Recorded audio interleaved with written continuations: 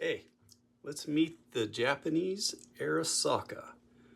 Now, I am going to be looking at my notes a little more on this gun because I am not as familiar with it. But this is Japanese made, of course. They came out in 1897 is when the original Arasakas came out. But now this is an Arasaka 97. It came out in 1937, and it came out as their sniper rifle, which is why it looks like this barrel's super long. It is super long. So this came out in 37 as their sniper rifle. Well, this was, they call it sporterized, which I hate, but it's all I could get a hold of. The regular one would have had the wood going the whole way out. People sporterize them to make them lighter, to use them for hunting. So, but this gun is a 1937 model. So it's actually the first year this gun was produced, which was during World War II, and they used it as their sniper rifle. It is supposed to have a scope on it. There's holes drilled for the mount. It was a 2.5 power scope is what they use for snipers. And that's nothing compared to the powerful scopes we have today. But anyway, this gun came out in 37, and a Japanese soldier used this as a sniper rifle. Now this rifle, it only held 5 shots. Loads down through the top, like a lot of them do. This was a 6.5. Which is a little bit small compared to a lot of the other guns in World War II. And what's interesting is the Arasakas normally switched to 7.7s during the war. They went to a little bit bigger cartridge, but they kept this gun at the 6.5. Their thought was this barrel was so long, and it's a kind of a mild shooting cartridge. And I have one here. This would be it right here.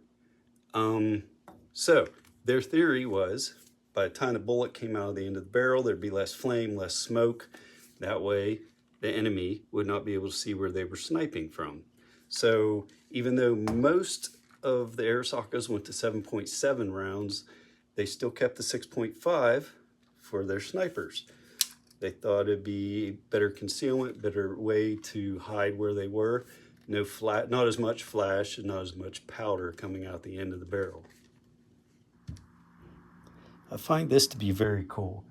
You can see the Japanese writing on the top here, right there. Up above it, looks like like they took a grinder to it. Well, when the Imperial Army made rifles, they had the flower, the chrysanthemum, I believe is how you say it. It would have been right here. And there's 2 rumors about why this looks like it's ground up. First rumor was the Japanese commanders, right before surrender, ordered everyone to grind or file off the chrysanthemums because they did not want us or allies take over and have those chrysanthemums on them for some reason, because it stood for their Imperial Army, I guess.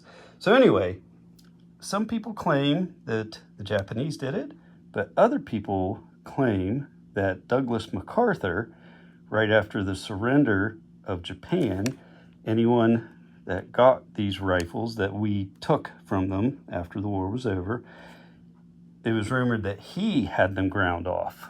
So I don't know the complete full true story on that, but it's hard to see looking on from my phone, but it was a chrysanthemum. If you look really close, you can still kind of see it. Okay, the only thing left to do with this super long gun, it just seems to go forever, is to take it out and shoot it. So we'll take it out here in a little bit and fire just a couple rounds through it, because Arasaka ammunition is very hard to get, especially the 6.5. The 7.7 is a little easier to get, 6.5 not so much. Okay, back at the range again, of course. Let's try the Japanese gun now, the Arasaka.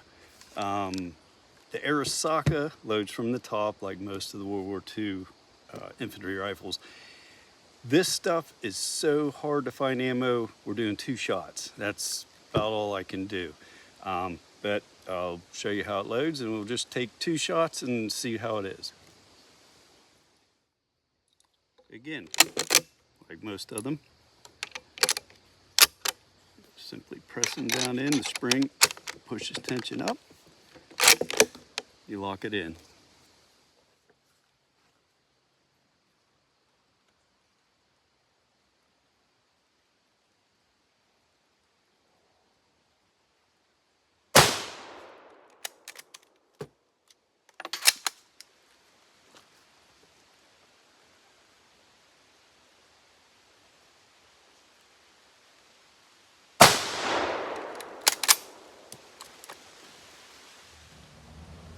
Okay, here's the Arasaka target.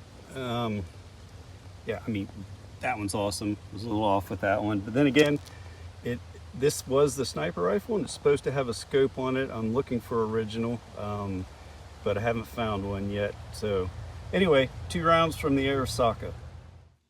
Hey, if you were watching close after I tried to eject the first shell, it did not come out the whole way.